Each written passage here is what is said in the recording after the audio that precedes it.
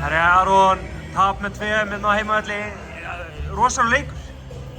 Já, þetta var skrítinleikur. Mér fannst ekki svona, mér fannst bæði liðin verið orðin mjög þreytt einhvern veginn.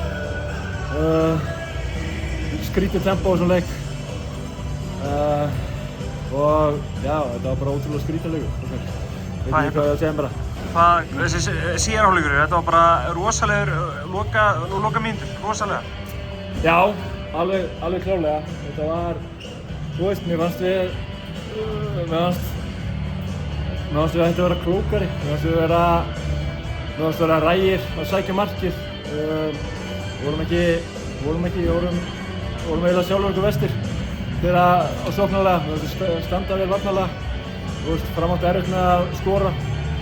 Já, þessi loka mínútur, það voru furðulega, það er satt. Hvað gerðist þannig undir lokið? Framarinn missir vissulega boltann og við reynum að sækja hann og einhver ástæðu dæmaður aukakast fyrir að missa boltann, það er ný regla á boltann. Og svo kemur bara eitthvað scenario sem ég veit það ekki. Eflaust eitthvað Þráinn hefur sagt nei, Össur hefur sagt eitthvað sem var ekki við hæfi og þá verið víti og eitthvað, ég veit ekki. Þetta tap, þetta slær ykkur ekki. Þið haldið bara áfram bikarinn á föstudaginn, farið upp í kór. Hvernig horfir á síðasta leik fyrir langt frí? Já, ég meina það er, eins og segir á HK, það er bara hörkuleikur móti HK á föstudaginn.